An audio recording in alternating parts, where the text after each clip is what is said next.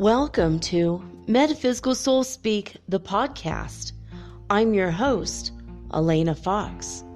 Hey guys, I hope you're doing really well in this moment in time, and that whenever and wherever you happen to be on this planetary ride that we're all on together, I hope that you are able to pay attention to the repeating signs that come your way. Now, usually that would mean, if I talk about this sort of thing, the angel numbers, like 1111 or 888. Those numbers that keep cropping up. Maybe for you it's 3232. Maybe for you it's 73 or 94. All of those numbers that keep cropping up over and over and over again are messages from your angels, and there is an app you can go check to see what they mean. Now, of course, I started the show, and outside there's a little dog barking suddenly out of nowhere. I think this may be the third or fourth time in a row. The dogs are totally quiet. And this little yapster, I've never heard him before. He's not one of the neighbor's dogs. I don't recognize his little poodly voice. Anyway, I guess she took him away. But I hope that you're able to recognize other signs other than the numbers, okay? Sometimes you will keep coming across the same initials over and over and over again, or you'll keep hearing the same astrology sign over and over and over again. Like you'll turn on the radio and it'll be the song, The Age of Aquarius. And then you meet somebody and they say, oh, I'm an Aquarius. And then somebody says, oh, the moon is in Aquarius. And you're like, what the hell does this mean? Why do I keep hearing this? Then you sit in a restaurant and it says the Fountain of Aquarius. And you're like, oh my God, already. You see what I mean? Those kinds of coincidences, seemingly coincidences. So it's not just about angel numbers, the signs and the signals and the symbols and all the things that the universe send to you are, they're a message, and they're trying to, I said the word message, and then we get a message, and I don't even know who did this. That's really weird. It was just Google itself. Anyway, we get signs and symbols and messages, and sometimes we're like, well, that's weird. I heard that yesterday. Earlier today, I was just like scrolling through posts for like maybe half hour, not even, maybe 15 minutes on Instagram. And I was looking through, there's a lady who does a twin flame reading on Good Vibrations, Jessica. And if you want to find her, it's just Good Vibrations, but instead of O's in good, it's just 88. So G88D Vibrations. And it's all one word. And she's excellent. I love her. And so I was looking for her in the morning for her post that I look forward to every day during the week. And something said bang, bang. Just bang, bang. I'm like, oh, that's weird. I haven't heard that in a long time. Bang, bang. And then I put on music to dance to. It just said the best dance music of the 2000s. And it was like an hour and a half of music. So I turned it on, while I was doing things in the kitchen, making food and whatever. Multitasking. I think I was making coffee, and then, and I what I do is I'll keep this on YouTube, and then I'll go do whatever tasks, around the house, and I have the music on, and then I'll pause it, and then I will do my work, and then when I get up again, I put the music on again. So, for example, if I get up 3 times to go get coffee, then I'm dancing to songs 3 times in between my cups of coffee. right? So it's like dance music, and I like to dance a lot, and I was very inspired, and I like the idea that I'm exercising, I'm having fun, and I'm getting into the playfulness and the joy that this world can offer. And I'm choosing that. So I was just, listening to these songs, and here comes a song called Bang Bang. And I thought, well, that's weird. I heard Bang Bang earlier.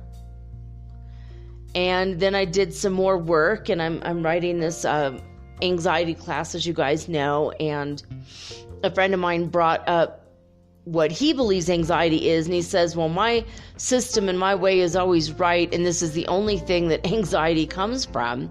And he said it's unexpressed rage. And I'm like, not for me. I don't have unexpressed rage.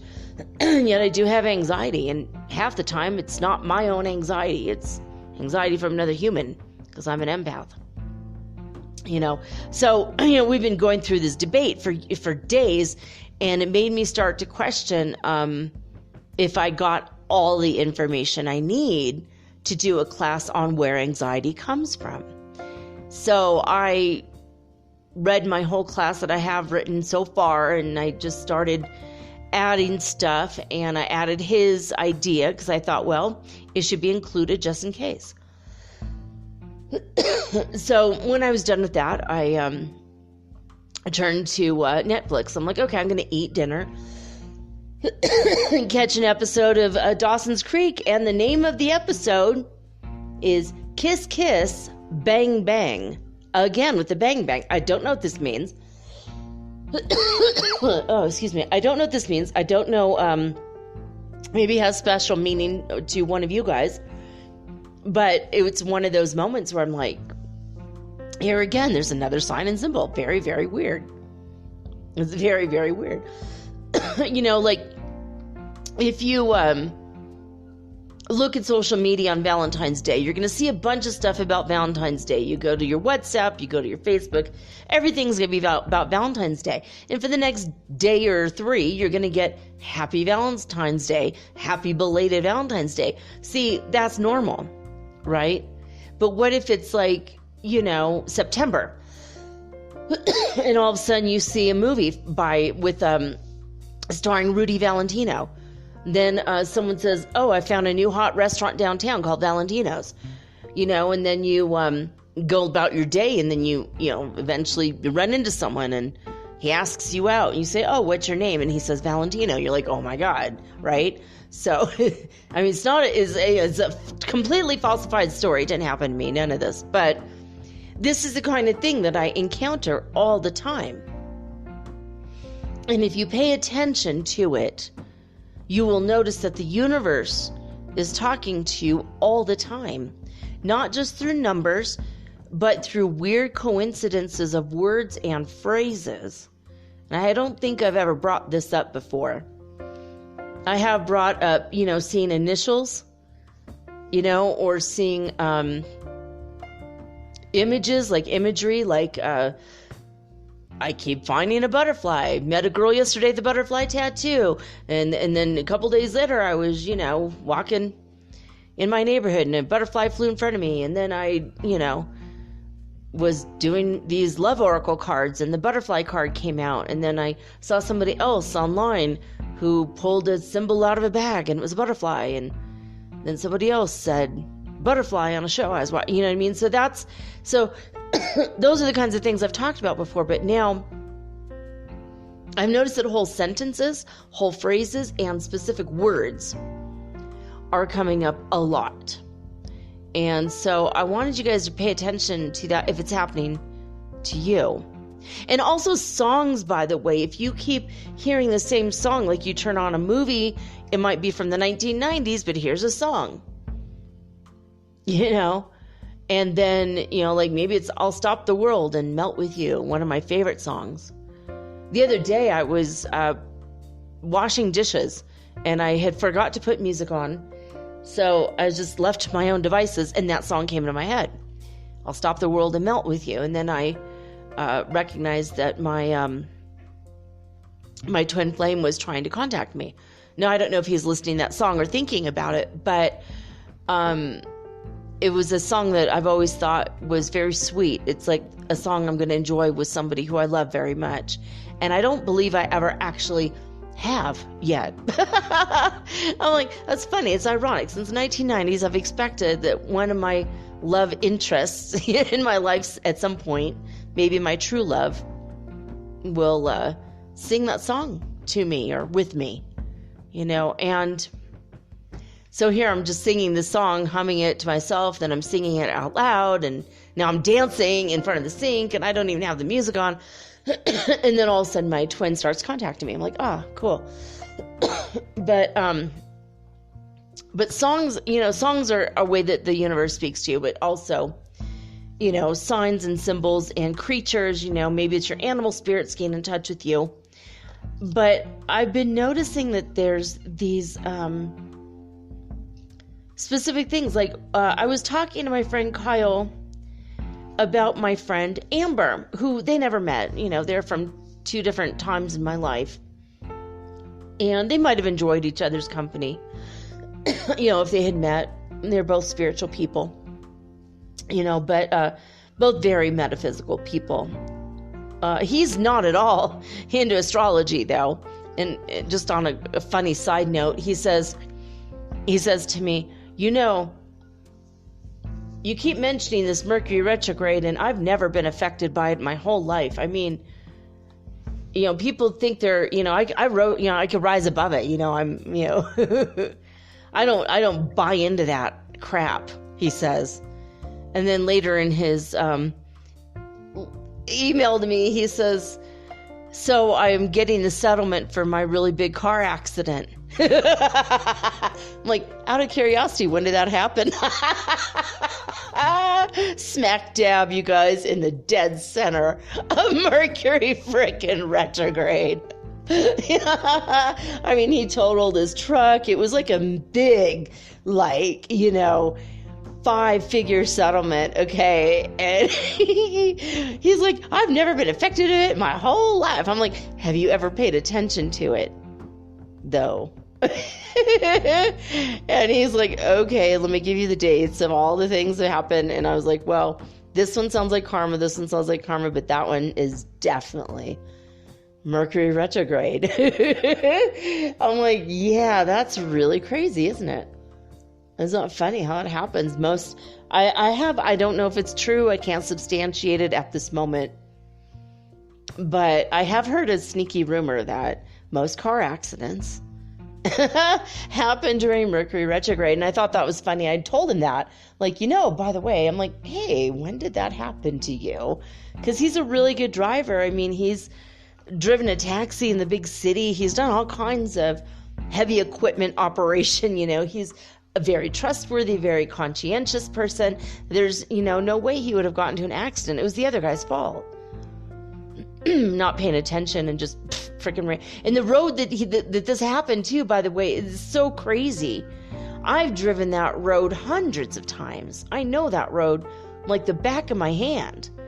And if you're lucky, in 30 minutes, you'll see 2 cars. It's impossible. And he said there was nobody on the road except him and the guy that ran into him. I'm like, exactly. That is, I just feel like there's a karmic thing there, maybe. I almost got into an accident there, probably during Mercury retrograde. It didn't catch me, thank you God. But anyway, that's like a weird side note. But I was telling him about my friend Amber, and I said, she was a serious alcoholic, but she started off that way because of her idea that we need to live our lives one day at a time.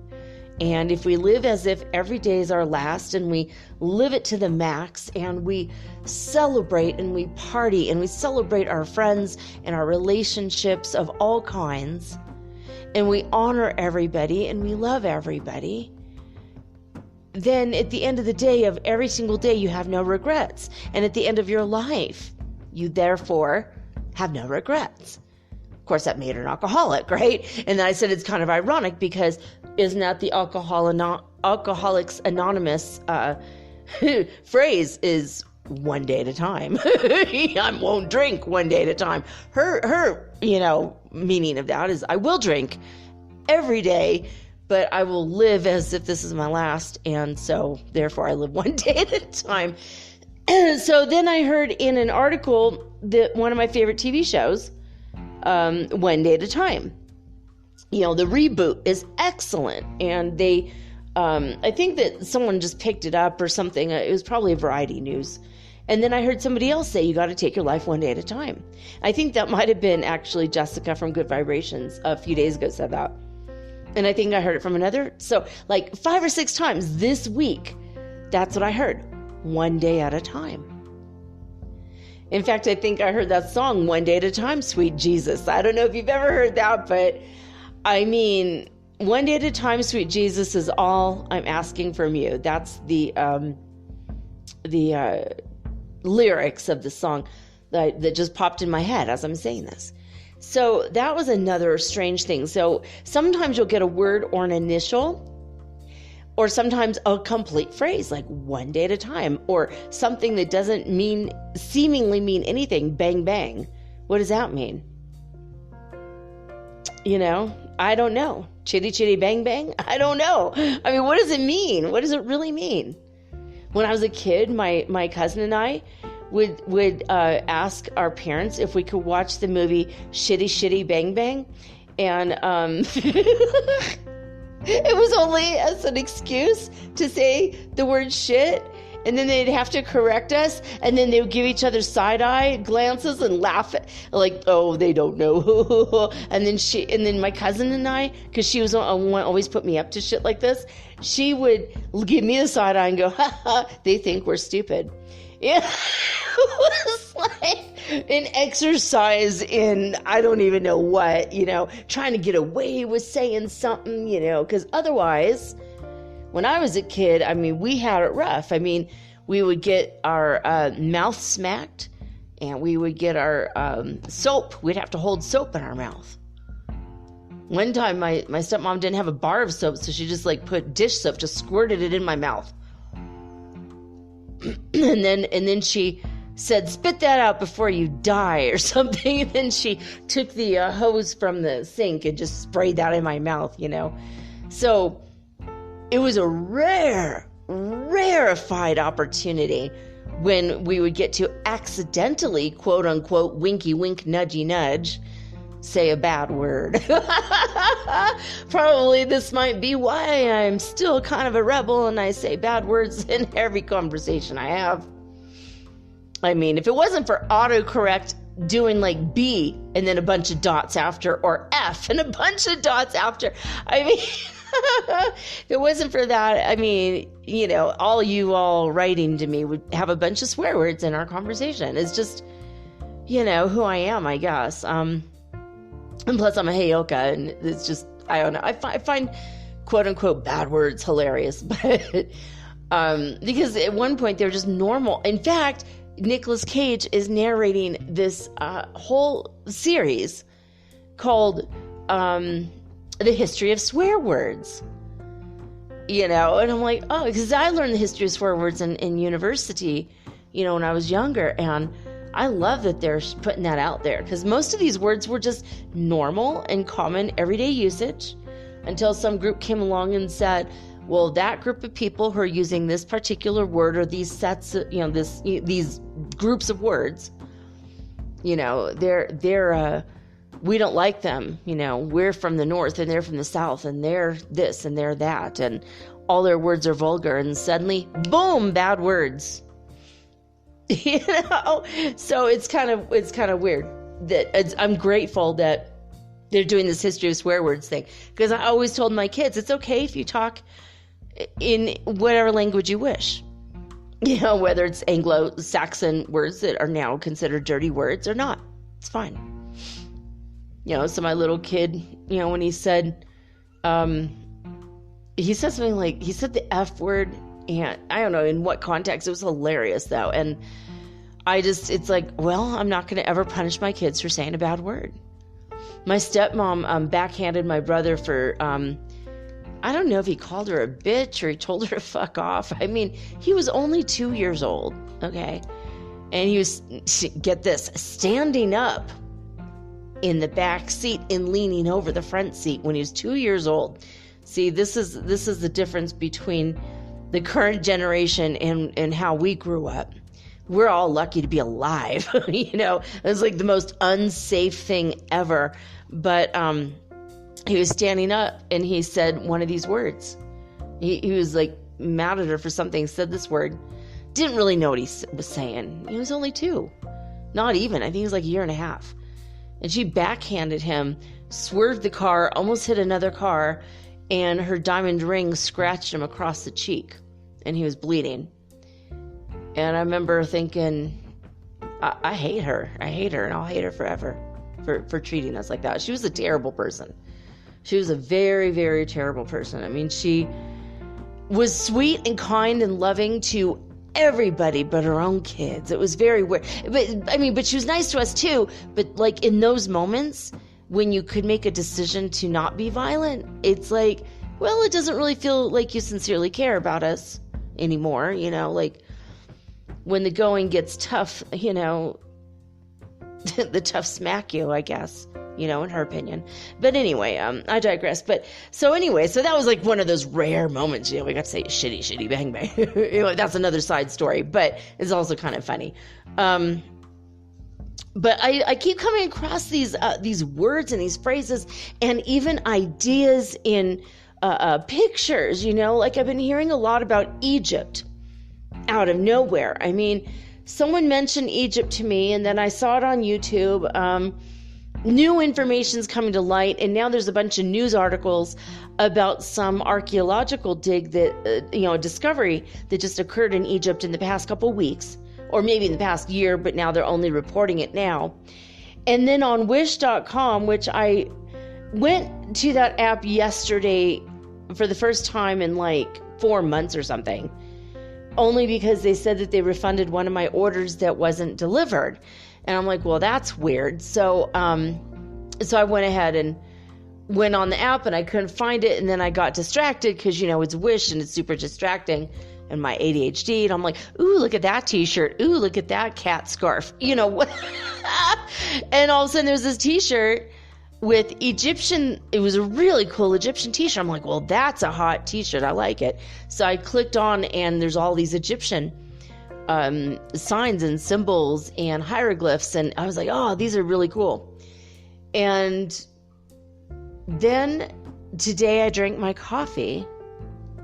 I got to the bottom of the coffee like I do. You guys know I do the coffee ground readings on I give you guys the opportunity to tell me what you see in the coffee grounds, and that's very telling. Not necessarily that you're telling me my fortune, but what you see might be your fortune, right? So I like if I see it and it says the initial J, well, I know that that's the first initial of my twin flame, because I keep seeing it in the clouds and in the sky, and people will say these initials. And so I mean not just once or twice or for a couple weeks, but I mean for like 6 years or something. I've even met people named, JD, and I keep seeing J or D or J and D all over the place. And it's been for a very long time. So I just know that's going to be, my one true love, the guy I end up with forever, but so, so I might drink my coffee and it comes down to that. And oh my God, I see a J and a D. Well, I'm not going to say anything. See if anyone else sees it. And then other people go, well, I see a blob, or I see a star, or I see a monster, or I see someone sitting. So it's like everybody sees what their subconscious mind will allow, and whatever speaks to their heart in that moment. It's really interesting. I love the coffee ground readings. It's really cool. Because I could see when people see something and they say it, I'm like, oh, I see it now too. That's funny. I didn't see it before. I only see it when you guys point it out, or maybe you guys only see what I say when I point it out to you, right? So anyway, today, I looked at my coffee grounds, and at the very bottom of my cup, there was a whole Egyptian scene with Thoth. Thoth showed up in my coffee cup. I'm like, well, that's weird. I mean, not Thoth, but I mean, literally from Egypt, the guy with the bird head. and without a shirt on. I mean, like, what? And I sent it to my friend who said the same thing. He's like, oh my God, that's Egyptian. And see, he posts stuff about Egypt all the time. And he's like, that's Egyptian. And that's really like, I want to study that because there's a whole scene. There's a story, and I'm thinking, I think it has to do with my past life. Maybe a past life I didn't remember until now. And so he's like, and I know that's what he's thinking. So I bet tomorrow, if he puts more thought into it, he's going to go, yeah, okay. That was you. And this is, because it looks like a woman with a hijab on in front of Thoth. And she looks like she's kneeling and praying, and then there's like next to, there's another guy who looks like a bird head, and he's got like a moon cut out where his heart should be. And then next to him, floating in space, is a moon shape on one side that matches perfectly, and then a star shape above his right shoulder. So I thought that it's really weird. I'm like, I'm gonna put it up on Instagram at some point, and I'm gonna let you guys see it because this is really trippy. I'm like, holy crap! It looks like Egyptian hieroglyphs in my cup. I did not expect that at all. But this Egyptian theme keeps coming up over and over and over again. So I want you guys to pay attention to all the signs, the symbols, the words, and the phrases. And the weird, like, if you run into 3-4 people and they all have the same topic of a conversation, pay attention to that. Now, I mean, if it's politics and it's like the story of the day, if it's the, coup de jour,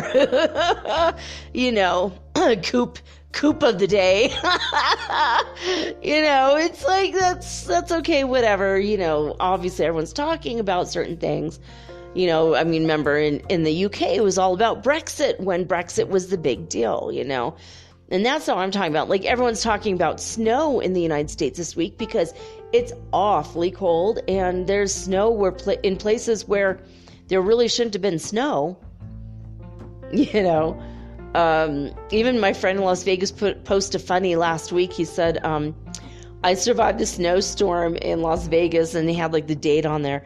And it was like, I don't know, I'd say half a cup of snow in a parking lot, and then the rest of the parking lot was normal. It was like so perfect. It was super funny. Like, yeah, because there's very rarely any snow there. But when it is, everyone's like, oh, snow. And then a couple hours later, it's melted, and everyone's like, such a bummer. But that's what you get for living in the desert. But that kind of thing does happen sometimes there. So if it's like snow or things that are like politically topical or whatever, if somebody who's famous dies and suddenly you hear their name everywhere, it's like, well, that's kind of an obvious, like when Robin Williams, God rest his soul, when he passed, that's all everyone talked about, for weeks and sometimes months later you would still hear about him. And I thought about him today, so that's not what I mean. I mean the uncommon and the rare things, the things that, like randomly someone says something about coconut oil, and then next thing you know, someone else says something about coconut oil, and it goes on, and throughout your day, oh, put this in the recipe, oh, this is in the face cream, oh, this is, so you hear it everywhere.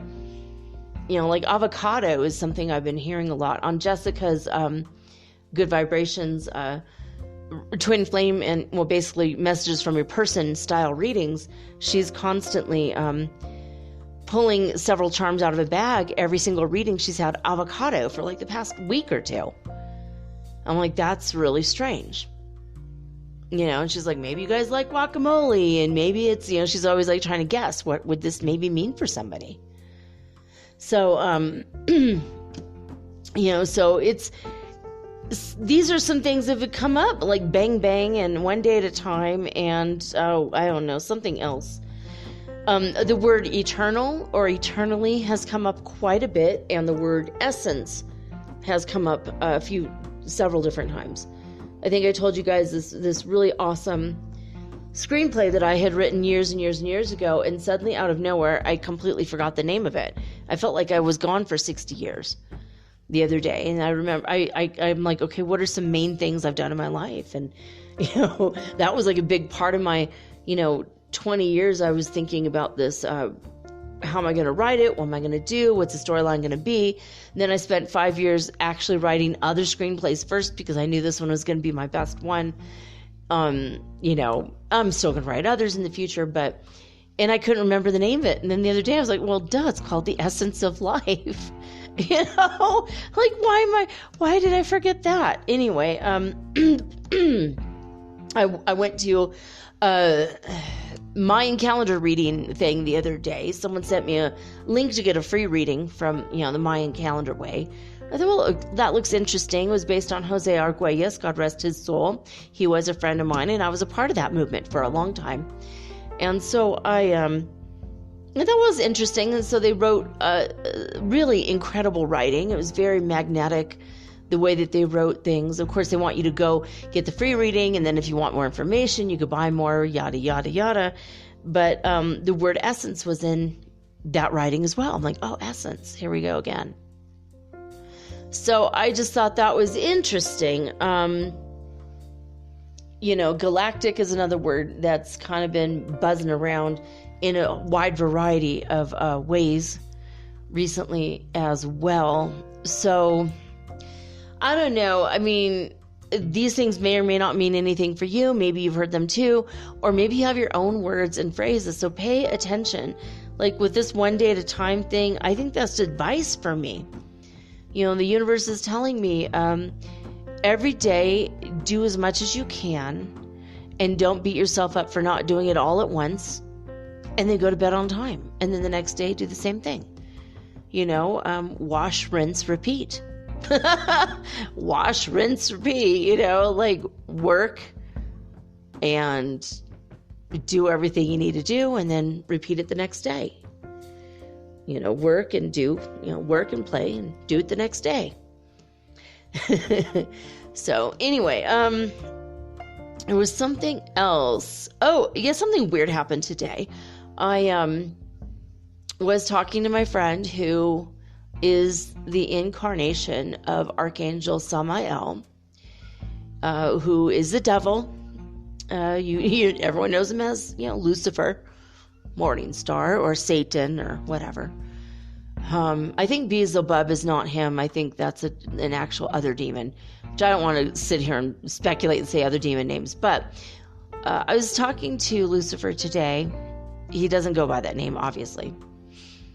And he's had some amazing ideas, so we always bounce stuff off of each other, and we have a great deal of affection for each other as far as, you know, our friendship. You know, he's like my brother. He was an archangel with us, you know, and if it wasn't for him, none of the angels would have fallen.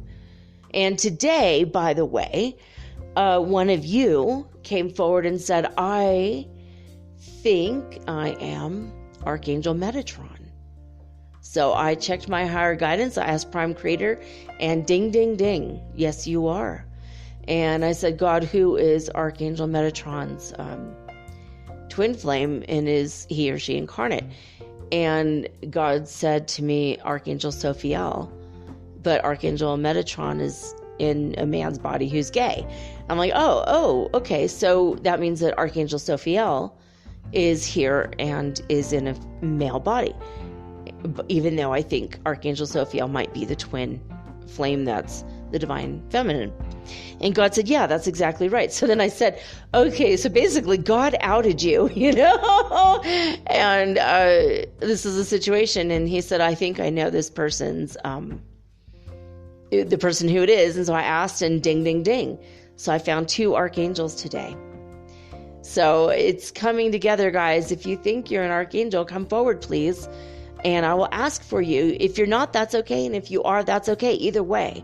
If you find out that you are, and then you figure out which archangel that you are, and now you're an incarnate in human form, you're here to help humanity ascend in your unique way. You know, but anyway, so I was telling this stuff to the former, or I guess technically he's a devil, but he is Archangel Samael. And I said, hey, I found Archangel Metatron, and I found Archangel Sophiel. And and I also found a couple archangels last week. I said, we are all gathering together again, which I believe was predicted at the end of time, was going to happen, where, we all go back to God. And I think we all have to gather together on earth first. I don't know if it's written in any books, but I feel like it was written, in our angelic, maybe we have angelic books in other realms or something. I don't know, and I don't remember exactly, but it feels to me like that's right. So anyway, I told him, and so he wrote, or he actually talked, he did a voice message to me, but he sang to me how much he loves and appreciates me. And as he was singing to me, I kid you not, guys, a demon showed up in front of my door again. Hearing his boss's voice, his master's voice. He hears Archangel Samael, and suddenly there's a demon. Like, you're freaking drawing demons. I didn't tell him about it. I'm like, he's freaking drawing demons into my house, dude. And I saw this demon, and then all of a sudden he got wind or energy of my energy. And he's like, oh, I'm out of here. And he just like whipped around like a little miniature white tornado right outside my door. It was just energy. And it's like, and then he left. And that was it.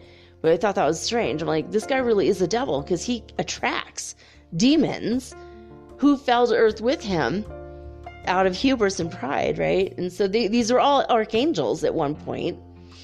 But I thought that was weird. It was a weird thing happened. And even though I'm not a Christian or a Catholic, there is, they came with this house because it's a furnished house. There's a little crucifix with some crystals, and I think it has a house blessing.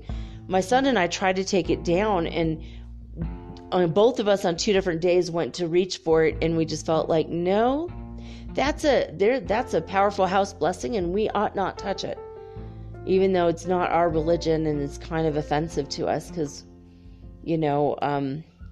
the almost naked, tortured body of Jesus on a cross to me is highly offensive.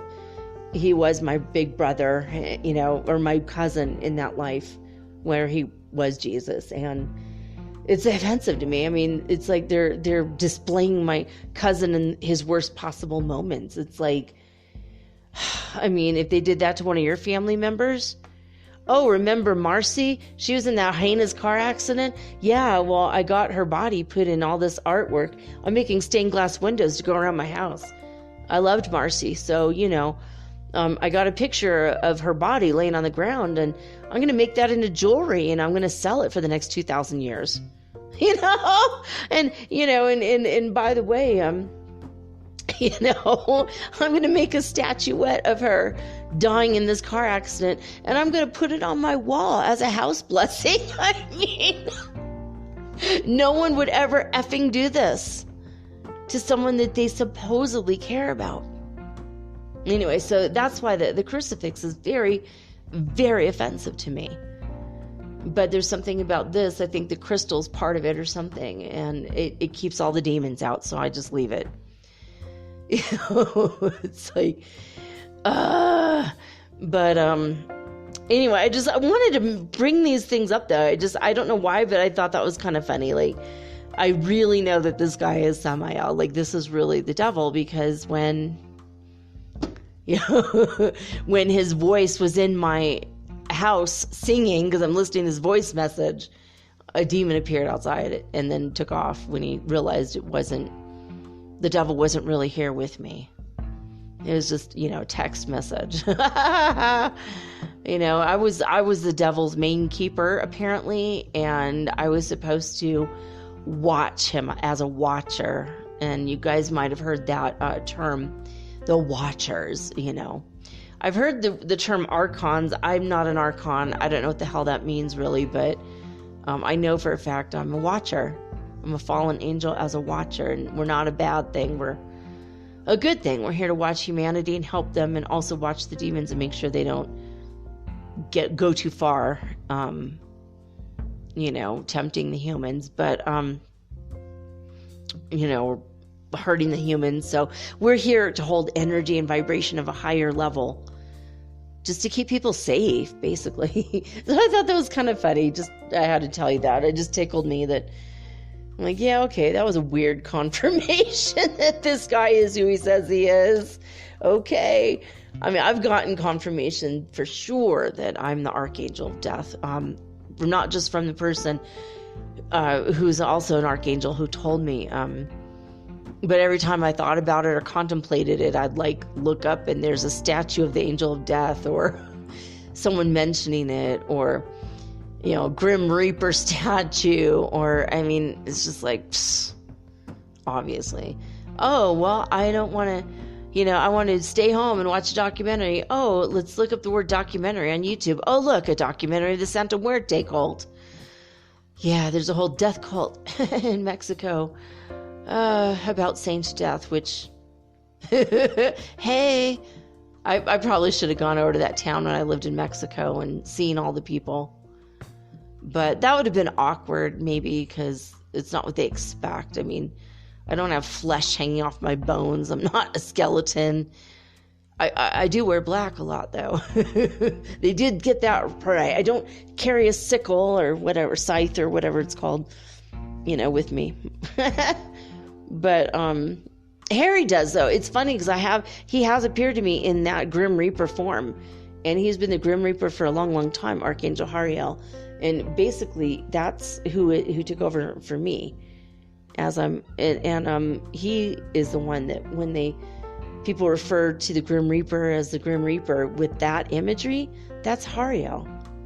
I don't know why he shows up like that, but he does. He grabbed me one time. He put his bony ass, cold ass hand on my shoulder. And I saw it out of the corner of my eye. It scared the crap out of me. And he told me I was going to die, you know, to be careful. He was warning me. Because he's like my friend, but at the time I didn't know. It scared the crap out of me. I was like, get your bony ass hand off my shoulder, and I smacked him. And he went to put his hand back on me. I'm like, don't you dare touch me. I'm not going to die tonight. It was just a warning. And then I used my sheer will to force my will to stay alive when the ambulance came and got me. And I was having severe asthma at that time. When I was very young, I had a lot of problems with that, more than now.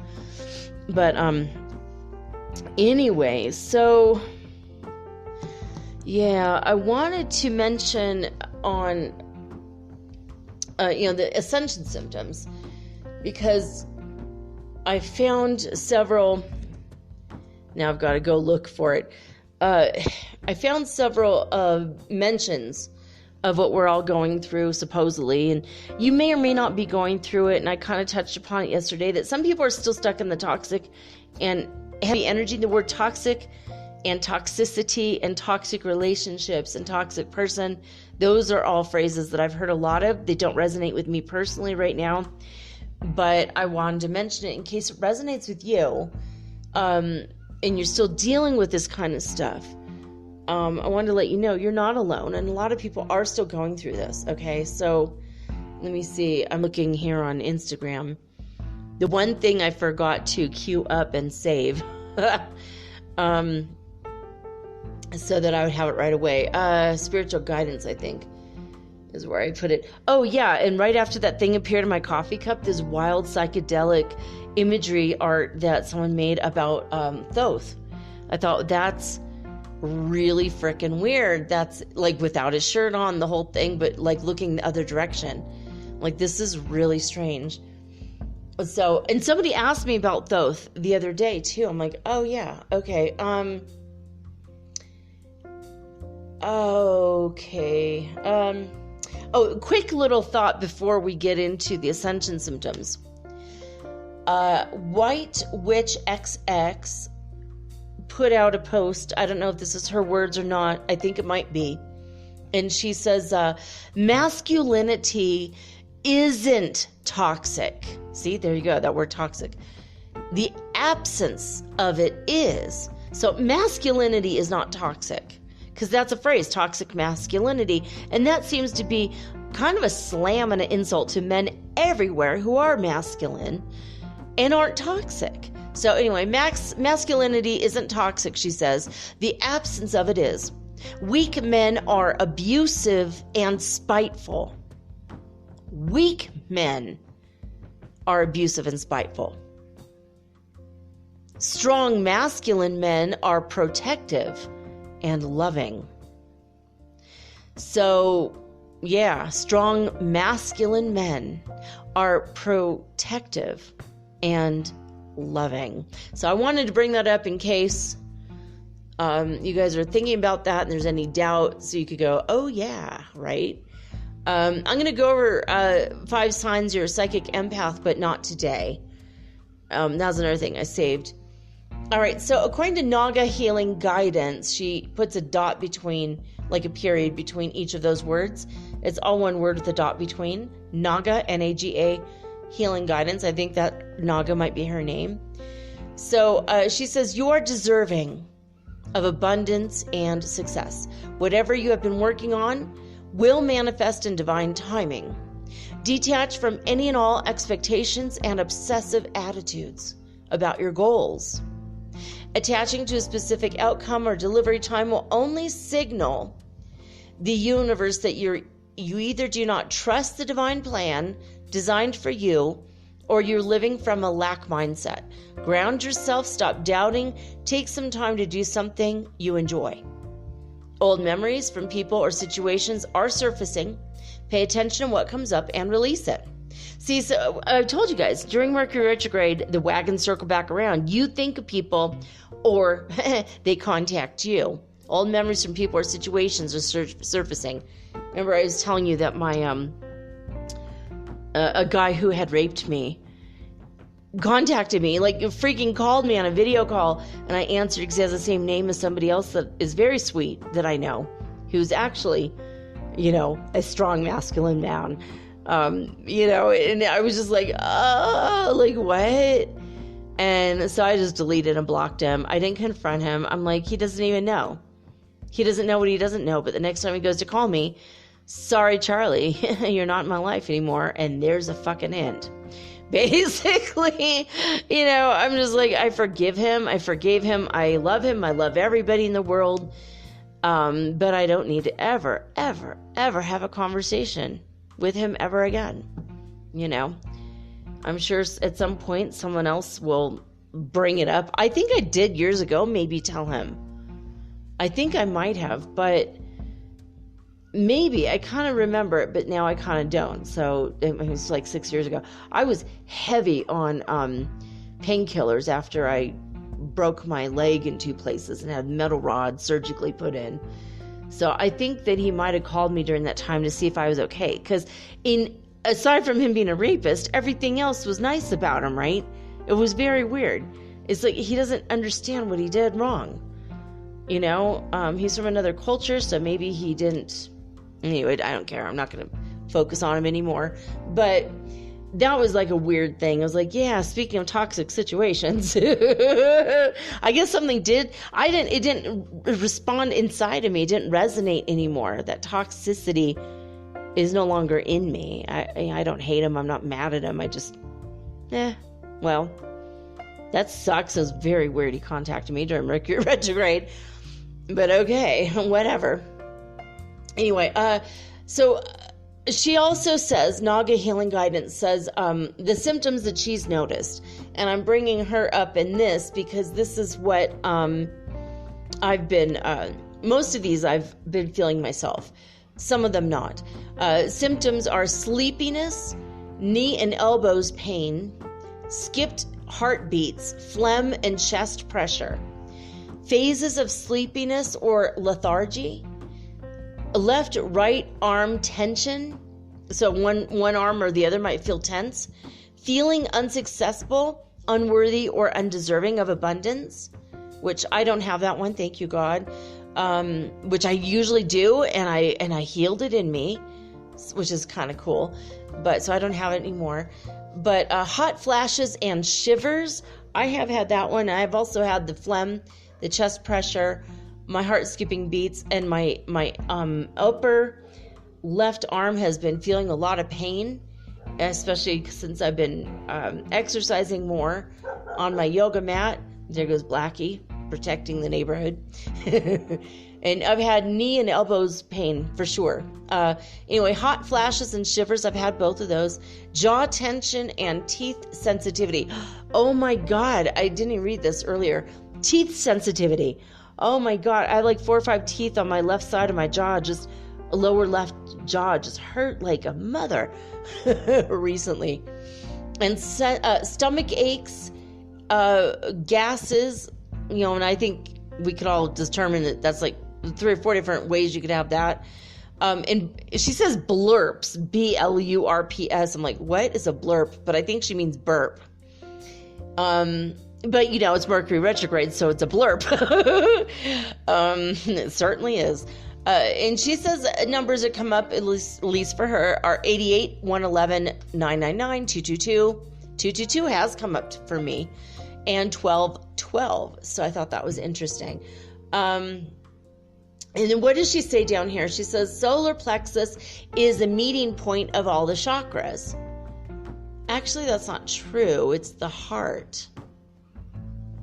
Because the solar plexus is the 3rd chakra, the heart is the 4th, and then there's 3 above and 3 below.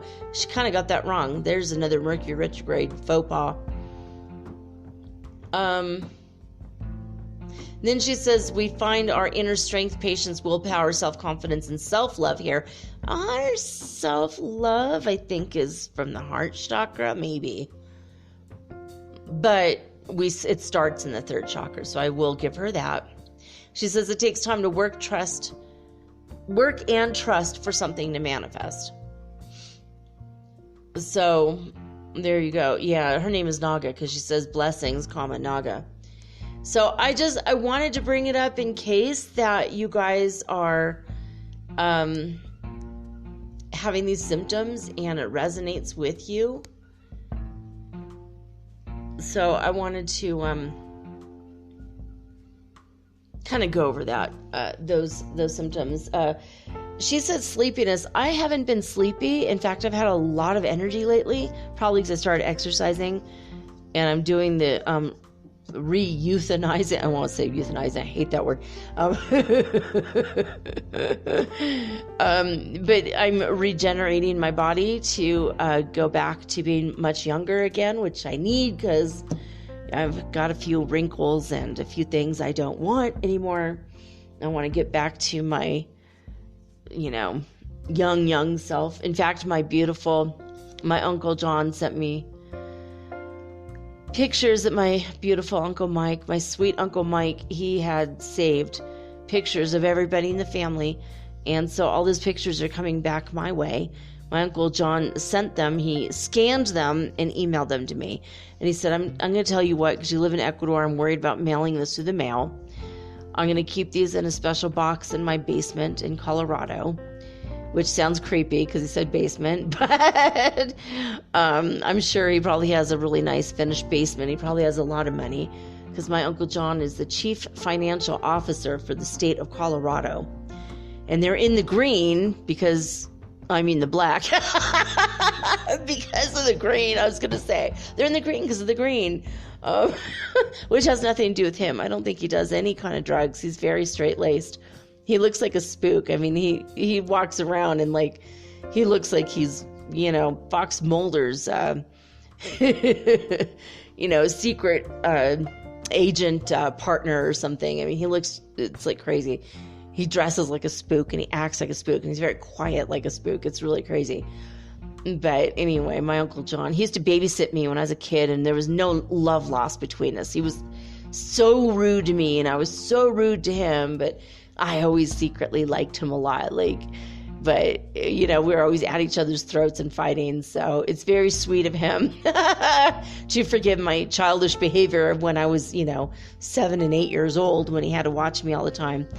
But he's gonna keep my pictures in his house. I'm like, aw. My brother lives in Denver too, so I think maybe at some point I've got to go there and I've got to see my Uncle John and hang out with him for a little while and his family and just see, how they doing. It's like, I hate when family scatters to the four winds and you don't really see them anymore, or they go off and have new lives and new people and you're like, who's this?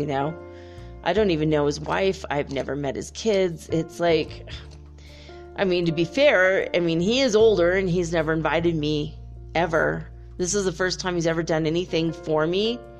And it's only because he's the executor of my Uncle Michael's estate. Otherwise he never would have contacted me. Not even once, not even a little bit. Not that he doesn't care, but it's also not that he actually cares either. It's like maybe a neutral situation. It's weird. It's just, they're the adopted family. So I'm I'm literally the redheaded stepchild of the family, literally. So I don't think, it's almost like I'm never a thought or an afterthought. So I think that was, it's like there's some weird family shit. I forgive them all. I love them all. I mean, people act the way they act, and that's it. There's nothing you can do, except, blow their mind with some words of wisdom once in a while. And then they go, oh my God, you're really deep and you're a cool person, They would know that if they had bothered to call, but whatever. They could also listen to my 700 episodes of Metaphysical Soul Speak, the podcast, if they actually cared to know me, but whatever. Spaceweather.com. Let's get to it real quick. We got less than 5 minutes. Solar wind speed, current conditions, 434.1 kilometers per second. There's no sunspots. In fact, 62% of this year have been without sunspots. We've been sunspotless, you might say. There have been absolutely zero changes in the Ulu neutron count, cosmic radiation coming our way. Zero change in the past 48 hours. And over the United States, there's only been 2 fireballs, according to NASA's All Fireball Network and the the Fireball All Sky cameras. Solar wind flowing from the coronal hole. It's still the same exact information I gave you the last 2 days. Basically, just will reach us on Sunday after Mercury goes direct. Woo, you guys. Mercury's gonna be direct. It's good for the communication planet to be direct with us. Schumann Resonance news coming out at disclosurenews.it is power 24 and 17 for today. And Heart Math Institute is back up and running, baby. But the soonest that the closest to today in time is from the 2300 hour of Valentine's Day. So in case something happens special there, let's see what's going on with actually, we do have a spike. Okay, so here we go. The Schumann Resonance in California was 55 hertz frequency. In Hafuf, Saudi Arabia, it was 104 hertz frequency. In Lithuania, it was 94 hertz frequency. Alberta, Canada was 74 hertz frequency. Northland, New Zealand was 56 hertz frequency. Last but not least, and oh my gosh, we've got a winner. This is a breakaway number. In Hululu, South Africa, we have 450 hertz frequency on the Schumann Resonance scale. So that is pretty much, at least for me, it's scientific proof positive that something is happening and changing and growing, because normally the Schumann Resonance is 7.83 hertz. So when we have numbers like 450, it's like, well, something might just be happening. The bottom resonance of the 5th dimension is 40 hertz frequency. So it's like, you guys, we're in the 5th dimension. We've been living it. We've been living it for a couple years now. So speaking of living it for a couple of years now, for a couple of years now, I've had a device to cut off my moles. It's a plasma. It releases plasma and burns them off. And I've been terrified of it. So I watched a couple mole videos and they said to put a bunch of ice on it. Oh, duh. Why didn't I think about that? I spent $12 on lidocaine, which didn't quite work. But today I was able to burn off itty bitty tiny, like 30 different moles. So in 7 days from now, I should have beautiful and pure clear skin. So if you guys ever want to know about that, you probably don't. TMI, Elena. But if you're like me with the luscious redhead locks and the white Irish skin full of moles that you want to get rid of, just ask me and I'll tell you more about it, about the experience, so you could do it for yourself. It's terrifying. It's painful as fuck, but when you put the ice on it, not so bad. So there you go. All right, gonna take a quick break. When I come back, we're going to do some channeling for you guys right after this little musical blurb.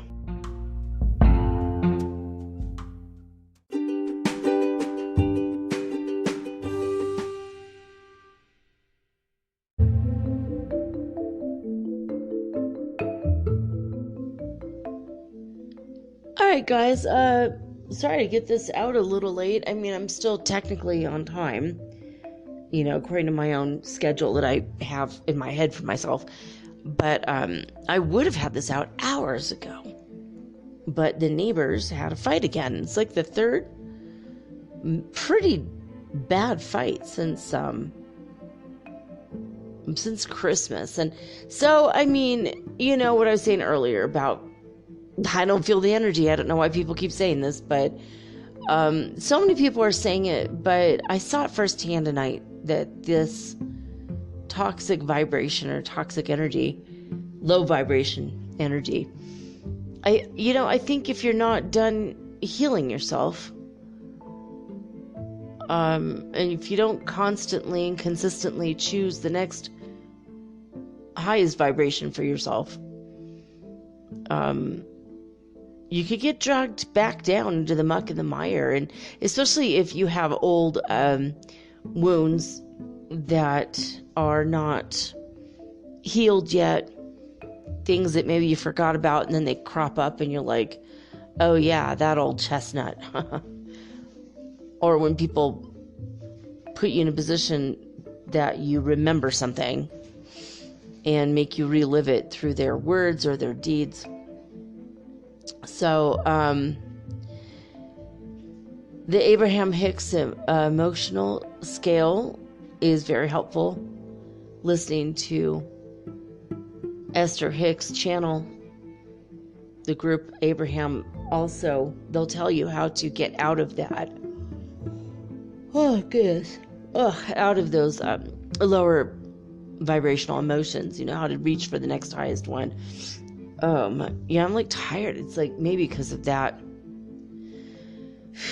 To channel that energy out. Yeah, actually, I already feel better. I just channeled some of the energy. I like absorbed some of that shit. Fuck, man. Being an empath, man, it gets to you. This is the third fight they've had. The man was screaming at the woman, and she screamed back a little bit, but mostly he was just yelling at her. Called her the P word over and over again. Oh, in English, that would be the B word. Oh, God. I mean, I don't know. I just, I don't know. It's not, I don't know these people, like, at all. My, the oldest son, he's like in his 20s that lives over there, and I've met him, and he's really sweet. But he has his own barbershop, and he's a hairstylist, and he's gone like most of the time, and I think he's just kind of working extra long hours to stay away from people that are fighting. But some of his relatives came from the coast because of the pandemic, and they've been living there in like the spare bedroom with the extra kids. And I just feel like all this stuff is taking a toll, and it's not just these people in like specifically, but everyone in the world. Like, we all have this toll taken on us. And it's just, even me, like, I'm sitting here talking to you guys with a mirror in front of me, not because I like to look at myself, but because I want to feel like I'm not alone. It's like so dumb, and plus it's also fun to watch the cat, her reaction in the mirror. Sometimes she keeps looking around the back of the mirror like, where's that other cat? Where'd she go? And then sometimes she just stares at herself. I did take a cute picture of her staring at herself today, but her eyes started emitting a yellowish emerald green light, and it's all around her face, on half of her face, and then her eye was glowing, like, just for a second, and I think I caught the back of the cat's eyes, but usually when you catch that, it's red, right? Anyway, I'm gonna put that up on Instagram soon, because that was a wild picture. I'm like, man, so weird. But after the people were done fighting, the cat wanted to cuddle inside my coat, and she pet my face a lot, and I could just tell that she just needed comfort too. Like, that energy was crazy. I mean, they weren't terribly loud, but it was just I think the energy of it, like, ugh, I just don't want that around, man. But it wasn't a demon that caused it. I asked. I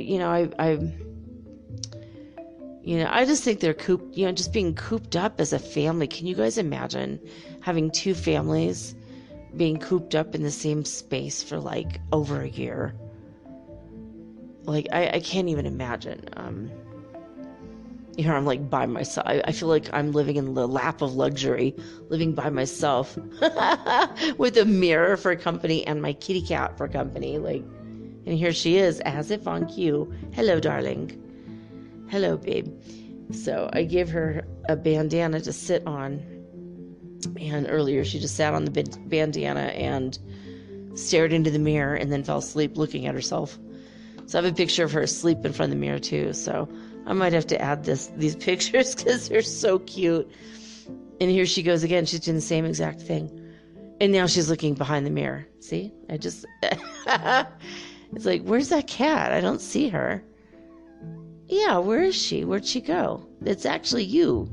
See, she gets confused until she sees my face in the mirror, and then she's like, well, obviously there's not two humans in the house. Anyway, when I did the first half of the show, I had no idea who I was going to channel. It's taken me a while to figure it out. God said, play the guessing game, because he knows I like to play the guessing game. And I'm like, is it a human? Is it like a planet or a star? Who am I supposed to channel? Volcano, spirit, And finally, he just said, well, it's Divine Mother. I'm like, oh, that would have been almost an obvious. I haven't channeled Divine Mother in a while, and this is the female aspect of God. Like technically we could call them our parents.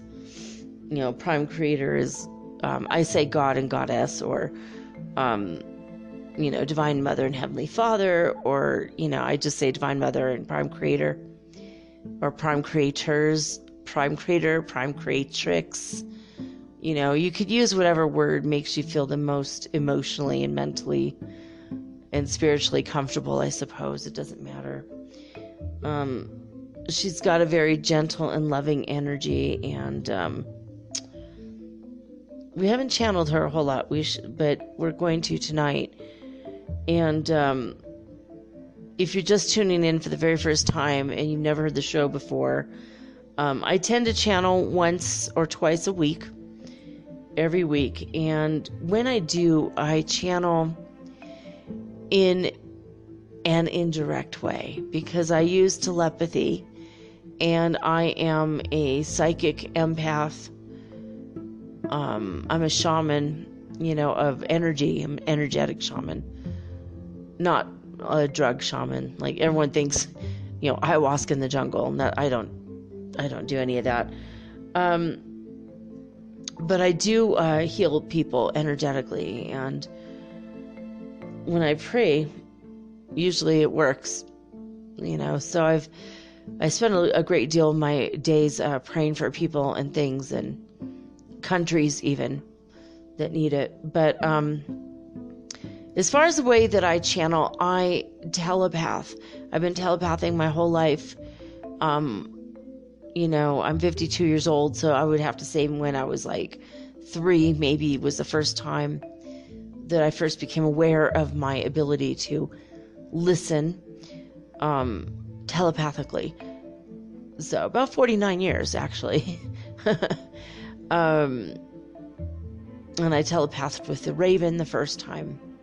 It was my great grandfather's spirit in the body of a raven. So probably my grandpa's, he's Cherokee, is probably his dad or grandfather. Anyway, I have the ability to receive pictures and words images, emotions. And when you are a telepathic channel, what happens is all the information comes at once, and it comes in like a packet of information. Then you have to unravel it and then put it into words in a way in which it makes sense for the audience. And I do it on the fly. So I'm not recording this live, but I'm not like recording it and writing everything down and then going back and just saying, she said this, she said this, she said this. Like a lot of channels do it that way. Probably because they don't like the way they sound if they're channeling directly, which is when the entity takes over the body. And I don't do that. I'm not comfortable with that.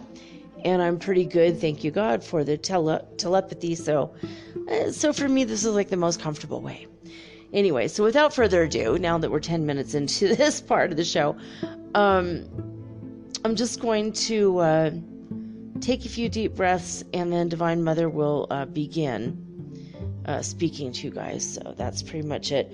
And am I connected to you? Yes, of course. All right.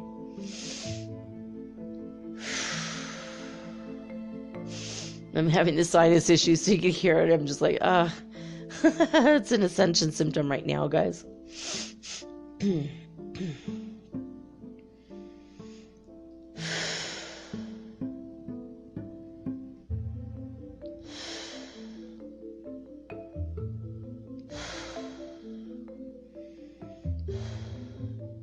had to do a little bit of extra energy adjustment there because of the neighbors. It's like, all right. So, am I connected to Divine Mother? Okay. Muscle testing says yes. And I do use muscle testing if there's an issue, or if I don't hear something correctly. I will ask if there's an idea that I'm asked to interject. I will let you guys know, hey, it's me, Elena, talking right now. Okay, now it's Divine Mother's turn. So you kind of can know where the message or what's being said and by who.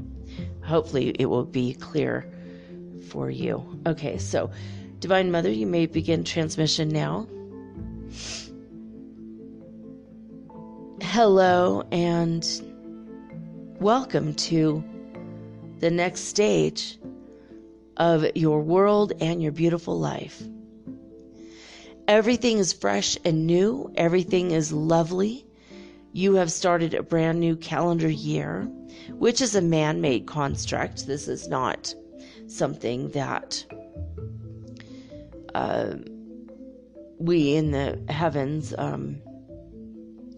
look at. When we look at your world, we just see a natural and gentle progression of humanity. We tend to not pay attention to the calendar or the day-to-day, but we look at all of the earth as a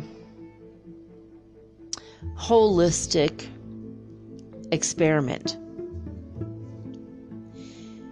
We know that you experience time in a linear fashion, and we experience it all at once. So when we look at your world, we've seen the beginning and we've seen the end, and we know the middle very well, and we sometimes forget to pay attention to your perception of the timeline or calendar, because we're looking at the overall holistic view and vantage point, which, believe you me, this is very strange and interesting at times. When we hold the space and the energy of your world to exist, we are simultaneously holding the energy and the space for all of the dinosaurs to exist. And at the same time, the spaceships and the flying cars that eventually will be a part of your world, and everything in between. And we see it all happening right now at once. And we see all the complex mechanisms of your society and how everything dovetails nicely into everything else, even though to you, from your vantage point on a day-to-day basis, it doesn't seem like things are working. We see the progression of the human forms, whereas you might see the weakness of men. There's something she's saying, I'm not quite getting it. She's showing me like the weakness of men, meaning all the things that make you fallible as a man. Alright, so I need an explanation of that. What do you mean by that?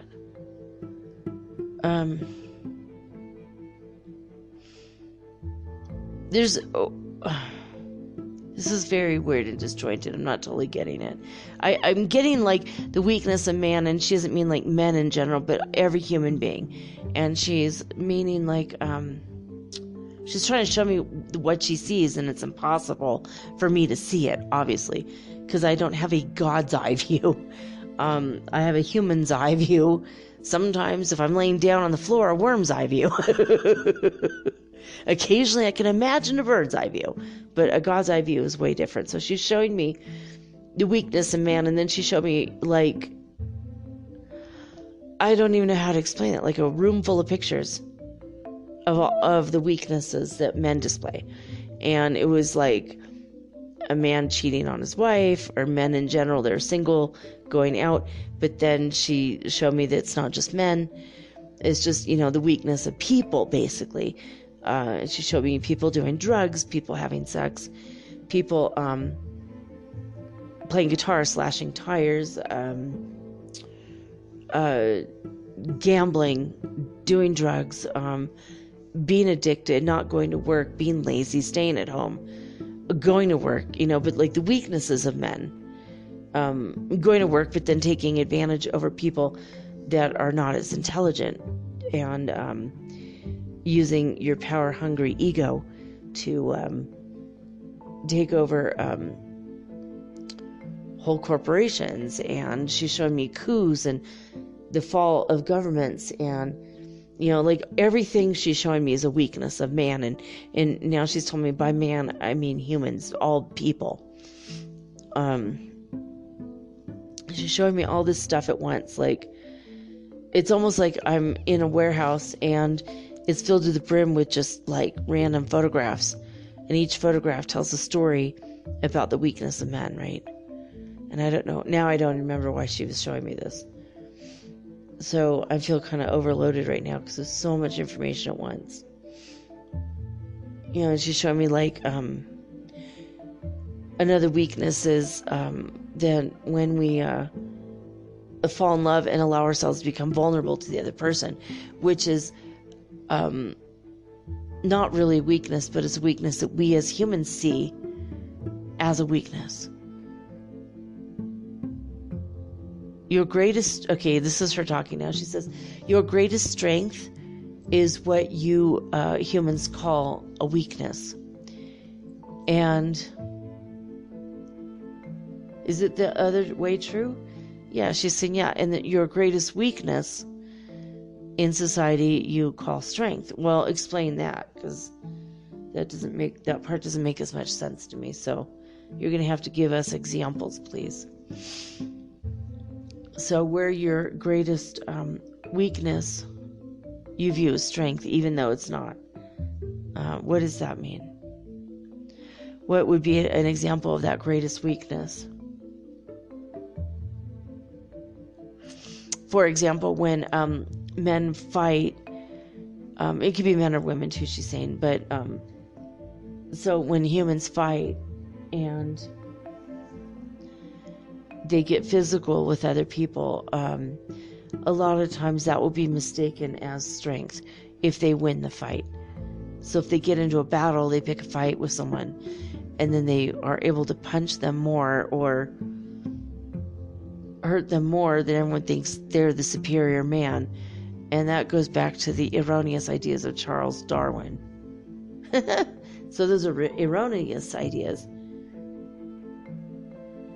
she says, yeah, like, tadpoles did not evolve into man. She's saying, a little bit laughing about it. She's saying that,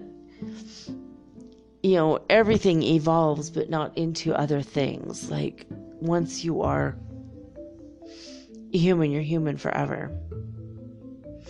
So, you're saying that, like, cats and dogs, when they evolve and they eventually become human, that's not a thing. She's saying, no, that really is a thing, but it takes a very, very long time, and I'm, like, overloaded again. Could moving some of this energy out.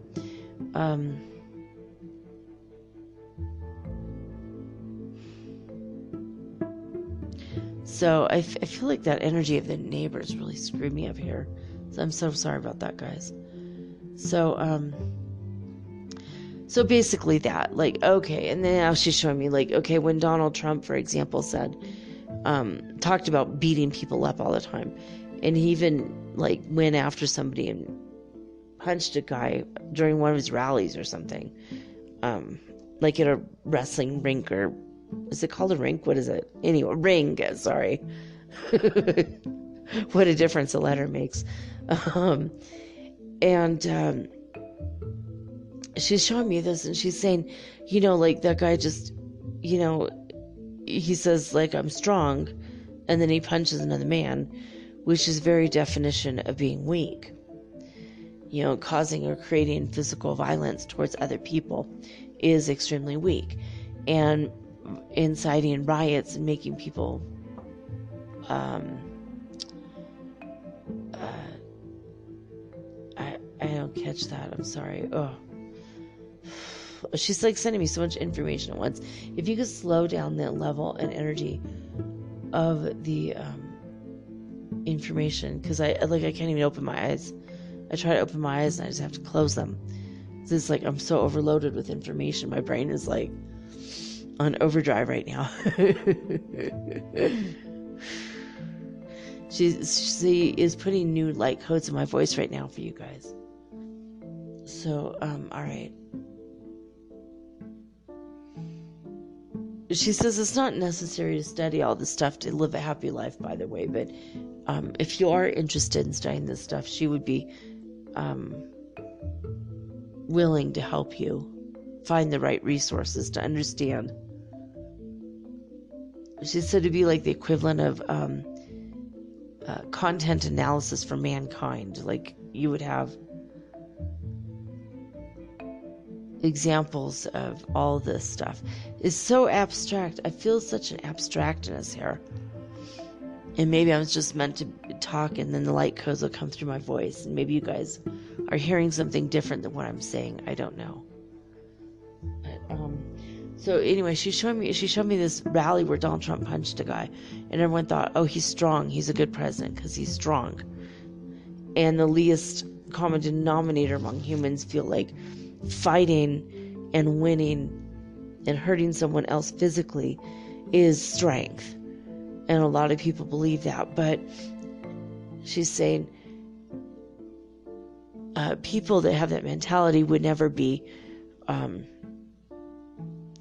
actually be strong, and they would never be brave in the ways that it mattered.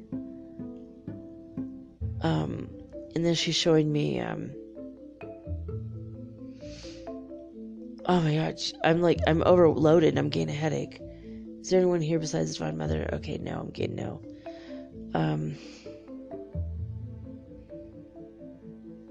It's really disjointed. Okay, because she's showing me paperwork. Now I don't even know what it was because there's so much at once. Help me unravel this, Divine Mother, please.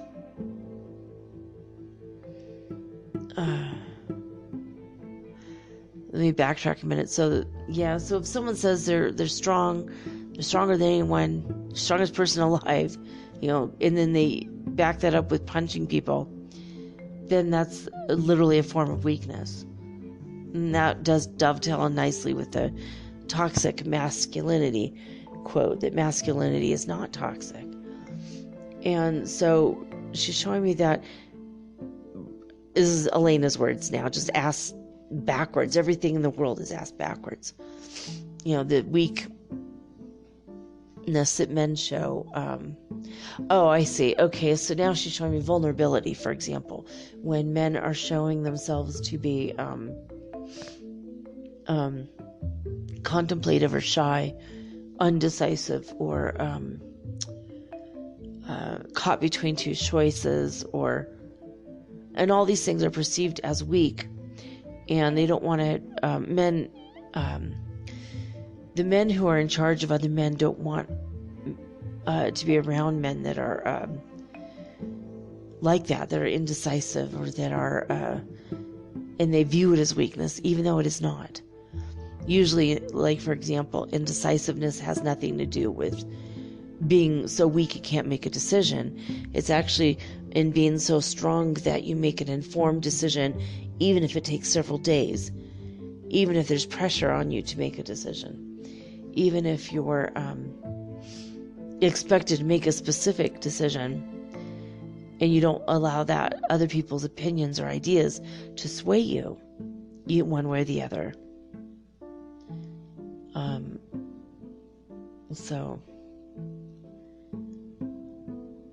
So she's saying that everything's flip-flopped, reality from... I'm like really having a hard time with this one. I'm struggling through this one. So everything's flip-flopped, and it's the reality of what things are versus what the false reality that people are perceiving, the things that people believe. Usually it's the opposite of the reality. And when you're awakened spiritually, you retreat and get back from what you all, she's like saying that everyone calls it the matrix, and that seems like a good enough word for using it right here. So everybody seems to unplug from the matrix when they spiritually awaken, and they realize, oh wait, it's okay for men to be vulnerable. It's okay for men to cry. It's okay for men to be who they wish inside, not what the stereotypical ideas of a good man are. Because usually they're just not remotely accurate, so the idea of the masculinity versus the femininity even. So she's showing me, like, for example, a lot of people believe that being a masculine person would make you strong because of the physical stuff, but it really makes the feminine energy the strong one in this case, because the feminine energy is strong and they can hold out and prevent themselves from getting physically violent to prove a point. And when you can sit and use your words to work a situation out, that takes a great and tremendous amount of strength. It's not just physical brute force because you can. And so everyone has ideas of masculinity and femininity flip-flopped, and then they're also perverted into other forms. And so she's showing me that an erroneous idea about divine feminine or femininity in general, like women are only feminine if they wear a bunch of makeup, but makeup has nothing to do with the strength and character of a woman. Or a woman doesn't need to have faith in God to be a good woman. So there's a lot of erroneous ideas out there about men and women in the traditional roles, and she's saying this also applies just to anyone, period, whatever gender you identify with, regardless of what your body looks like. This is true of every person, but she's showing me when she says like a woman or something, it's meant to be like a stereotypically female role. And all right, I'm getting like the strangest and abstract ideas, and I don't know why I'm not flowing with her like I normally would. So I'm receiving tons and tons of downloads right now. I think that's what's making it more incompatible. Like when you receive downloads, you feel sleepy, tired, lethargic, overwhelmed, unable to think.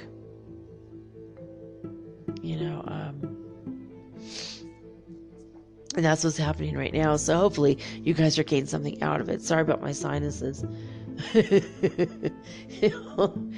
This just came on right when I started to channel, or right before. So,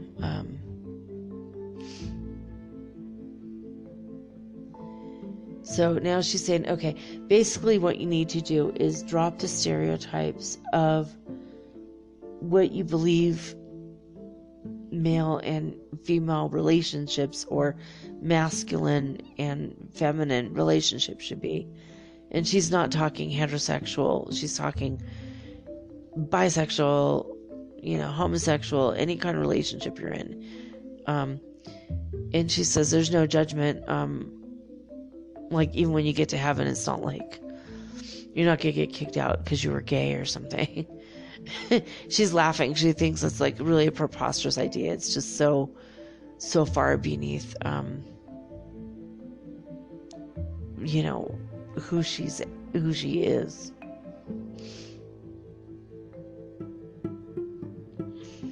So, wow. I think I just left my body and I went to heaven for a second. That was really, really trippy. All right, good. It felt like I was gone for a half hour, and I look and only 1 minute or less has passed, so thank God. I hope I wasn't quiet for a whole minute. She just showed me a very special flower that's metallic silver color. And it looked like it's like a mirror, and it's up in heaven, and you can...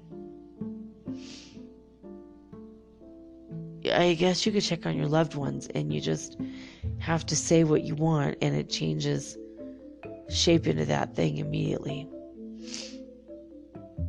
But why? I don't know why you're showing me this. Alright, so... yeah, I'm getting tons of downloads. I think that's the whole exercise of tonight, is so that I could pass them on to you. So don't be afraid to receive the light codes if you feel like it's okay for you to receive them. Just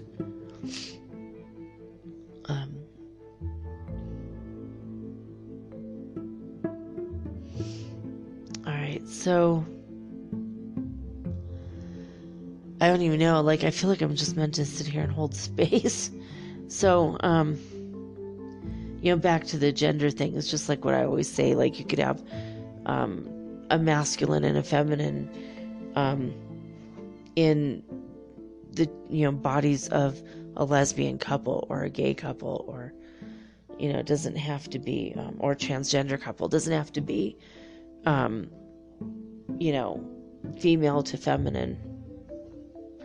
Feminine energy could be in the masculine. So she wanted to clear that up. So okay. So anything else? She's showing me something about walking through a park and enjoying the nature. What is that about? She says, that feeling that you get when you walk through a really lush and beautiful garden, and you have the feeling that you're so joy-filled when you're paying attention to things in your immediate vicinity.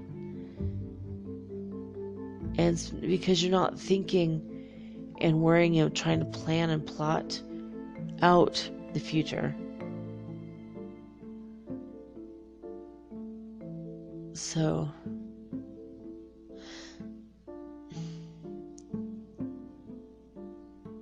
don't even know. What is that? I'm just like, I'm really lost right now.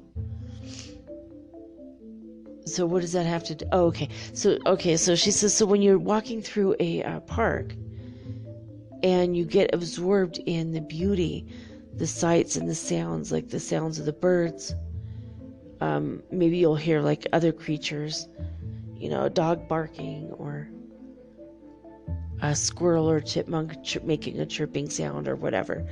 And whatever you're thinking about in your mind of the past or whatever you're trying to plan and plot for the future, whatever time-related thought you're having when you're walking in a really beautiful park, all that comes to a screeching halt and you're at a standstill, and so you're able to enjoy the now, which is a very expansive moment. Expands your consciousness and your horizon. And I looked up and I just saw what looked like an angel wing in my room. The outline, it was golden. Is there an angel here? Is it my holy guardian angel? Is there another angel here? Archangel Michael? Yeah, it was Archangel Michael. Hey. Oh, I just saw it again. There it is again. It was like a golden outline of his wing. If you guys hear anything, any artifacts on the background of any of my recordings, especially the channelings, like a weird chirping laughter type of thing, or a man's voice say something, because obviously there's no men in here, or anyone's voice besides mine say anything. Of course, the cat she's asleep now, but in the beginning she had a chirpy sound, which is cute. But that was just, it was the cat. It was natural. So, anyway. So she's showing me that, so when you walk through the park, basically you're in the now moment. You are in the I am presence. And when you expand your mind and your soul and your perception to include everybody's idea and perception, then you be aware of everything at once, but you don't choose to go off on any thinking tangents in any direction. You just stay centered and focused in the now moment. And that is one of the most expansive mental states that you could go into, that you could be in. When you expand your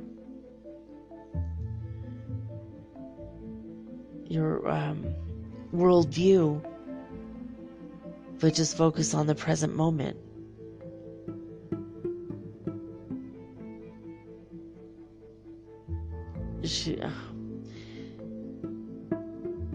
All right, so basically when you can expand your worldview, and you can start to see the whole thing, the whole picture of what's happening right now in the world.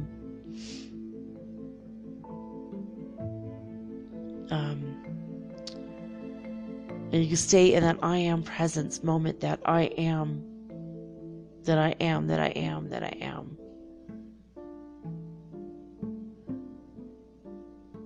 You yourself can spiritually grow by leaps and bounds if you're staying in that present moment as often as possible.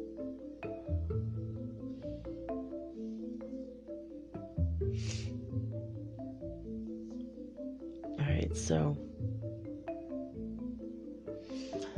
I don't know, this is like really rough, man. It's she said so much is happening in the world today with the politics and the ideas for global domination she showed me.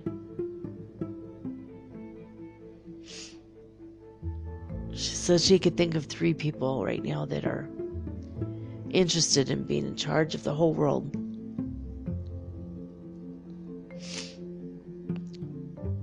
And she says that they're not really able to have that ability. Like, once they get to that point, the places that, yeah, I'm like really all over the map. Let me try to clear my energy field again. It's like the 3rd time.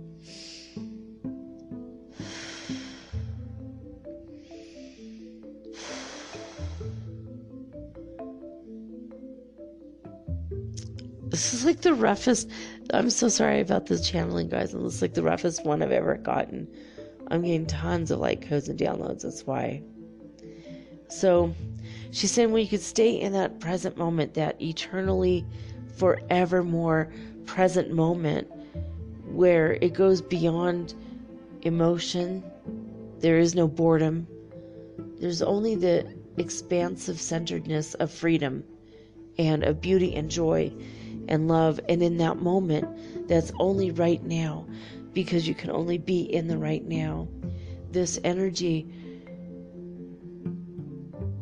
at this time is a lot stronger than usual. So when you're in that present moment, it's easy for you to embody that I am presence. And when you experience that, it expands your mind, it expands your soul, it expands your knowledge and awareness of God and of the God in you. This is her wish for the whole world, that you may receive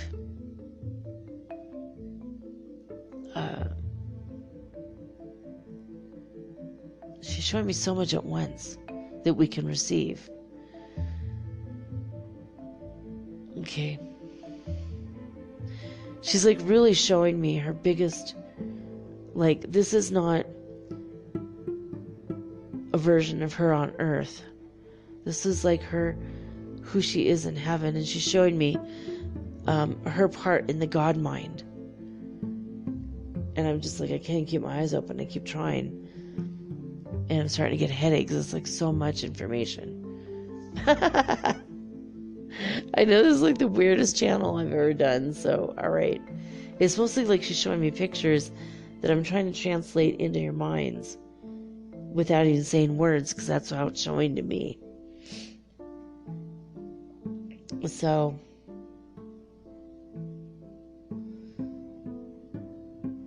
I don't know. It's all very psychedelic right now. I just saw hundreds of images flash before my mind. And she says even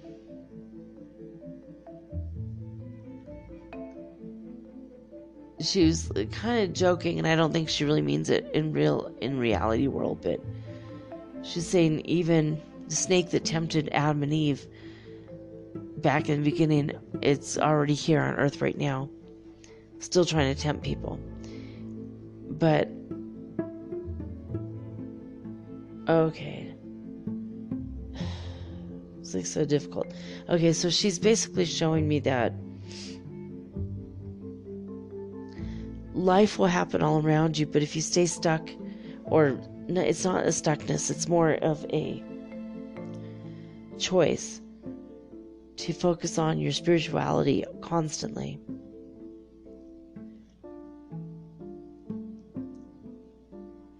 And all of the trappings of being human, the drugs and the gambling and the cheating and the sex with a bunch of people before you settle down, or all these ideas that we have about, you know, what we want to do with life. Like we want to go gamble, or we want to risk our financial future for a hunch, or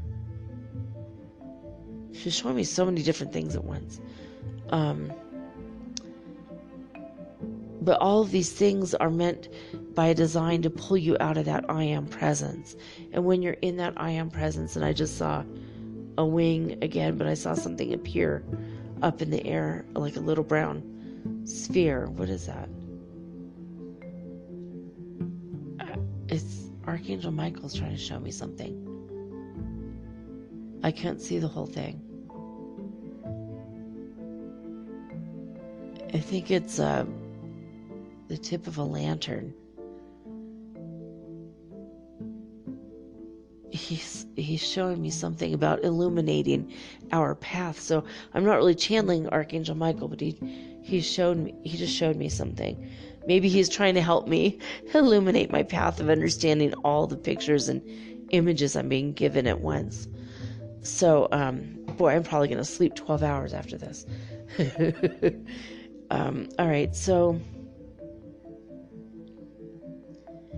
if you could raise yourself above all of the trappings of being human, all of the ideas of strength and weakness even, because it keeps us in separation. So whether you think something or someone is strong or weak, even that idea is a separating word. It's a separating tactic. You know, you're fat, I'm thin, you know, or you're weak, I'm strong. Like, those are all opposites, and as opposites, it keeps us out of unity and harmony with each other. She's saying, but even if I took you to a breakfast at Denny's, you're all going to order individual things and feel trapped in that moment while you're eating, because you could be very interested in the flavors and the scents and the sights and the sounds in the restaurant will distract you. They show me that everything in the world distracts you. You could be the most spiritual person in the world, but the trappings of humanity, of just being physical in a human form, it takes you out of that one true I am presence.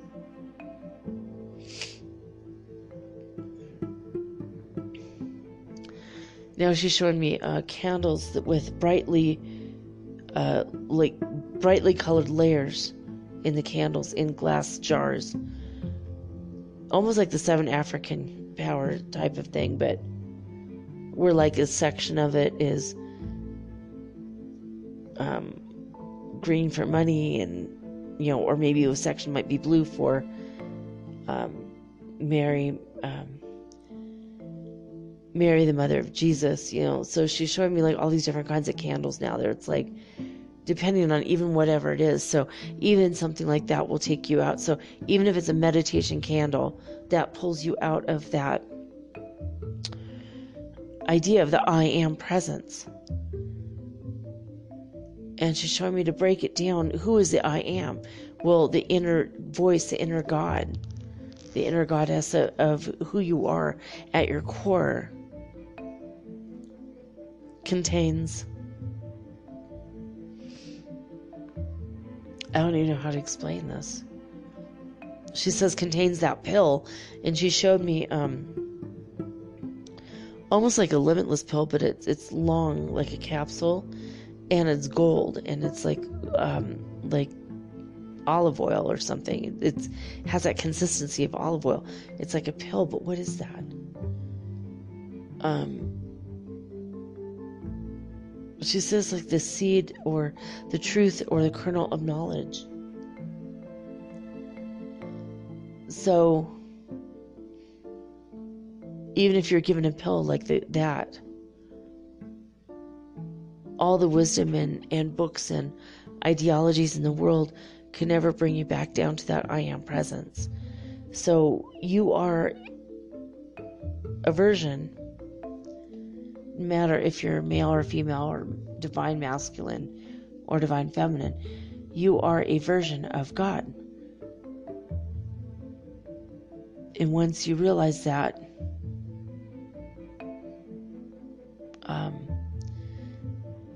many people now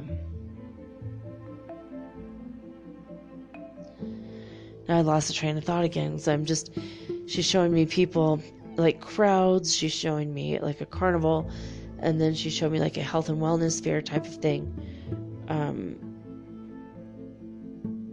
It's like hundreds of people per booth, like this massive packed, several million people type of. So what are you trying to say? Being in a center of a place like that, it's possible to be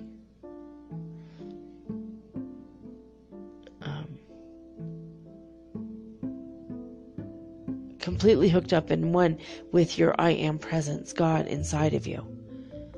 But you need to reject completely the outside world for everything. but only in those moments that you wish to reconnect with everything.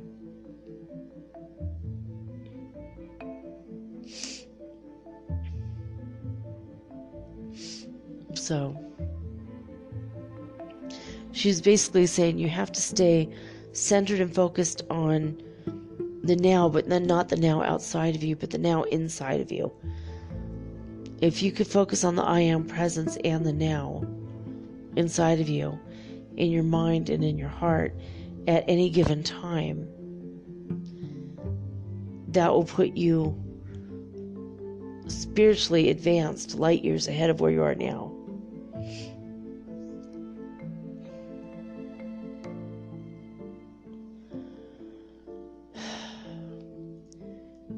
And she's showing me that it's like almost you have to balance. From her perspective, she's showing me that she's balancing all these possible energies, all of the possibilities at one time.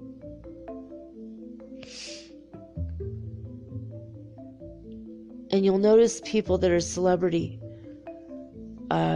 or famous somehow, when they discover the light inside and that I am presence starts to come forth, when they identify with the God inside of them rather than the trappings of the world outside of them, they will become bright from the inside out. And she says, she doesn't mean being smart, but they become brilliant and they shine like a light that becomes like a homing beacon. And people start to take notice and pay attention to that. And so what else there with this book? She showed me a book too.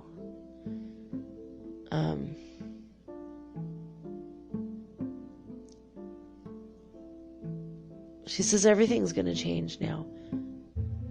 Like even in Hollywood, it was so infallible for so long. It's going to be like you'll find movie stars looking to flip pancakes in a diner for money, or things that you would never suspect.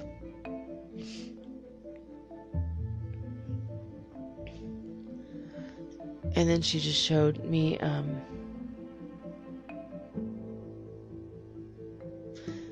was weird. I don't know why you sent me that. And then she showed me a status update of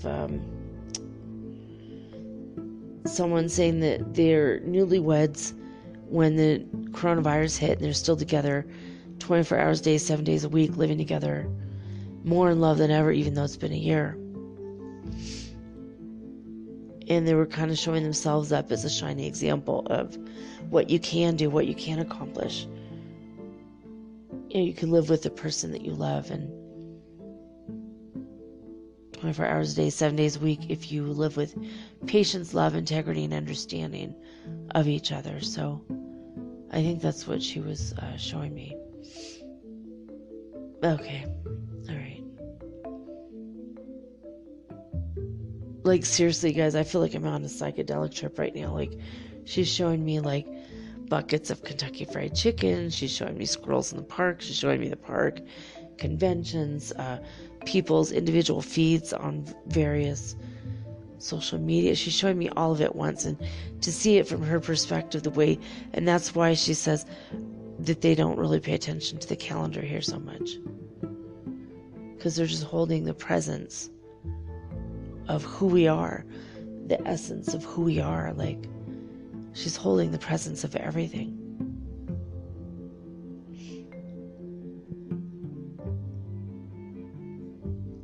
So now I'm getting wild.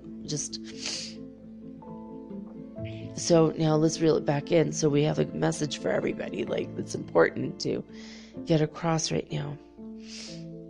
So everything in the world is a distraction from that I am presence. Don't allow any longer for yourself to identify with all the things outside the body. And don't identify with the body itself.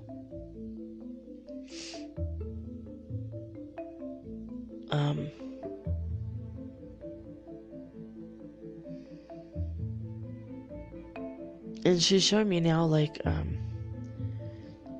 it's a metaphor. Like if you're floating out to sea, and the sea is the subconscious mind, and that's a distraction. And then you're on a cruise ship, and all the people and the buffet and the food and the shuffleboard or the classes and the parties and the music and the dancing, every single thing is a distraction. But if you sit in your cabin and you close your eyes, you focus on your God I am presence, you start to see the light in everything, no matter what it is, whether it's seemingly good, seemingly bad, super distracting, or just very mundane and mild. Everything has that light behind it. Once you become one with the light inside you, the I am presence, the God inside you, and if you vibrate to that energetically, consistently, you will start to see the light in everything and everybody, and everything becomes God, and no longer is there anything but unity from now on. So now she's saying, I love each and every one of you with my whole heart. I tried to show you glimpses and images of how we think with everything at once. And she only showed me like, 4 or 5 or 6 things at once, and I'm so overwhelmed that my eyes are like blinking like crazy, because it's like receiving so much information that I can't even keep my eyes open. And I have to keep clearing out energy and accepting the knowledge of it. So the simple answer to all of it is just to start identifying with the God inside you, that I am presence, the white light you see when you close your eyes and meditate. And she says, grab it like a dog at the bone and never let go. That's a really good way of putting it. And never stop. Just meditate all the time that you have. All the free time that you have, just meditate. She says, I love you. Know that you and I are one. We are all connected through this I am presence. She says one of the mantras for that is, if you just say, I am that I am that I am. That is a big help. And I think she's just trying to jumpstart all of us so that we can be extremely powerful and spiritual and ascended quite quickly. She says, yeah, so the light codes everything, the downloads are everything's in my voice right now. So, anyway, is it kind of a disjointed one? Okay, so is that it? I love you. She says, I love each and every one of you. I love you too. She says, we will talk again soon. And she says, I promise it will be a lot easier to understand next time. All right, end transmission. All right, guys, I don't know. That was a very distracting one for me, but I loved it, like being in the energy of it, but also seeing so many things at once, like from so many different people and countries, and I can't even describe it. So that was really trippy. But anyway, that's it. Thank you for your continued listenership. I love each and every one of you. I'm glad that we are here together on the spiritual journey. Let's just keep going. Yeah, okay, that's it. I'll be back tomorrow with all unique and original programming, just like always. But until then, I'm signing off with peace and joy and the high vibes of the holy fifth dimension. Until next time, guys, peace.